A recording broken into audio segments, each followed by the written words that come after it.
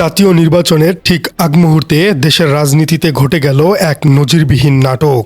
শাহজালাল বিজ্ঞান ও প্রযুক্তি বিশ্ববিদ্যালয় সাস্ট এবং বেগম রোকেয়া বিশ্ববিদ্যালয়ের ছাত্র সংসদ নির্বাচনের তারিখ নির্ধারিত ছিল ২০ ও ২১ জানুয়ারি। শিক্ষার্থীরা প্রস্তুতি নিচ্ছিল, ক্যাম্পাস সরগম ছিল, কিন্তু হঠাৎ করেই বিনা মেঘে বজ্রপাতের মতো নির্বাচন কমিশনের থেকে একটি চিঠি এলো। চিঠিতে বলা হলো জাতীয় নির্বাচনের অজুহাতে আগামী ১২ই ফেব্রুয়ারি পর্যন্ত দেশের সকল ধরনের নির্বাচন বন্ধ থাকবে। কিন্তু এই সিদ্ধান্তের পেছনে আসল কারণ কি শুধুই নিরাপত্তা, নাকি এর নেপথ্যে কাজ করেছে কোনো এক অদৃশ্য রাজনৈতিক চাপ? অনুসন্ধান এবং বিশ্লেষকদের মতে এই নাটকীয় স্থগিতাদেশের পেছনে রয়েছে এক গভীর রাজনৈতিক সমীকরণ, যার কেন্দ্রে আছে দেশের একটি বড় রাজনৈতিক দল বা বিএনপি এবং তাদের ছাত্র সংগঠন। সাম্প্রতিক সময়ে ছাত্র সংসদ নির্বাচনগুলোর দিকে তাকালে বিষয়টি পরিষ্কার হয়ে যায়। জগন্নাথ বিশ্ববিদ্যালয়, জকসু, ঢাকা বিশ্ববিদ্যালয় সহ বিভিন্ন জায়গায় আমরা আসলে কি দেখেছি? সেখানে ছাত্র দলের একচেটিয়া আধিপত্যের বদলে শিবির সমর্থিত প্যানেলগুলোর জয় জয়কার দেখা যাচ্ছে। জকসুতে ভিপি সহ শীর্ষ ৩ পদেই ছাত্র দলের ভরাডুপি হয়েছে শিবিরের কাছেই। রাজনৈতিক বিশ্লেষক পিনাকি ভট্টাচার্য বলেছেন, তথাকথিত বড় দল তো বলেই দিয়েছে ছাত্র সংসদ নির্বাচনের প্রভাব জাতীয় নির্বাচনে পড়বে না। এসব নির্বাচন নিয়ে উনাদের এত চিন্তা না থাকলে এগুলো বারবার বন্ধ করার পায়তারা কেন হয়? তার এই মন্তব্যটি অত্যন্ত ইঙ্গিতপূর্ণ। অভিযোগ উঠেছে, শাবিপ্রবি এবং বেগম রোকেয়া বিশ্ববিদ্যালয়েও যদি একই চিত্র দেখা যায়, অর্থাৎ জাতীয় নির্বাচনের ঠিক আগে যদি আবারও ছাত্রদলের ভরাডুবি হয় এবং শিবির জয়ী হয়, তবে তা বিএনপির জন্য জাতীয় রাজনীতির মাঠে এক বিশাল নেতিবাচক বার্তা বা ইমেজ ক্রাইসিস তৈরি করবে। সাধারণ ভোটাররা ভাববে, যে দল ক্যাম্পাসে ছাত্রদের ভোট পায় না, তারা দেশের মানুষের ভোট কিভাবে পাবে? ঠিক এই ভীতি থেকেই কি নির্বাচন কমিশনের উপর চাপ প্রয়োগ করা হয়েছিল, যাতে নিরাপত্তার দোহাই দিয়ে এই ২ নির্বাচন বন্ধ রাখা যায়? ইসি প্রথমে সেই চাপেই নতি স্বীকার করে নিয়েছিল বলে মনে হচ্ছে। কিন্তু গল্পের মোড় ঘুরে যায় যখন দৃশ্যপটে হাজির হন ডাকসুর ভিপি এবং ছাত্র শিবিরের প্রভাবশালী নেতা সাদিক কায়েম। ইসিতে গিয়ে তিনি কিভাবে এই ষড়যন্ত্রে জাল ছিঁড়লেন এবং নির্বাচন কমিশন কেন তাদের অবস্থান পরিবর্তন করতে বাধ্য হলো, সেই নাটকীয় বৈঠকের ভেতরের খবর নিয়ে আসছি এবার। মঙ্গলবার সন্ধ্যায় তিনি সরাসরি চলে গেলেন প্রধান নির্বাচন কমিশনার এএমএম নাসির উদ্দিনের দপ্তরে। তার প্রশ্ন ছিল খুব সরল কিন্তু অত্যন্ত ধারালো।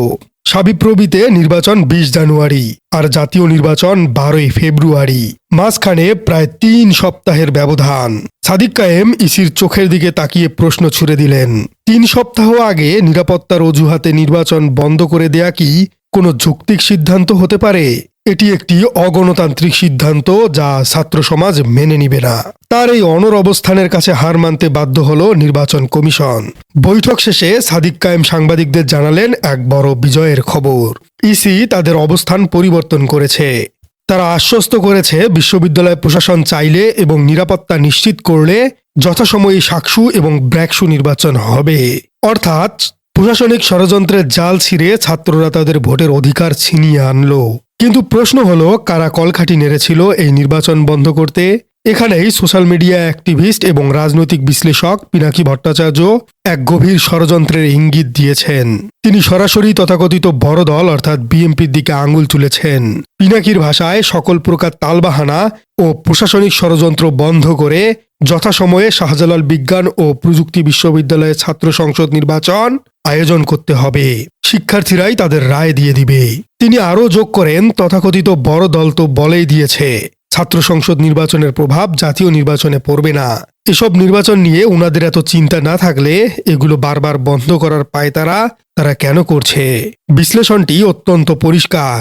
বিএনপি এবং ছাত্রদল হয়তো আশঙ্কা করছে, জাতীয় নির্বাচনের ঠিক আগেই যদি সিলেট এবং রংপুরের মতো গুরুত্বপূর্ণ 2টি পাবলিক বিশ্ববিদ্যালয়ে ছাত্রদল হেরে যায় এবং সেখানে যদি শিবির বা অন্য কোনো শক্তি বিজয়ী হয়, তবে তা সারা দেশে এক নেতিবাচক বার্তা দিবে।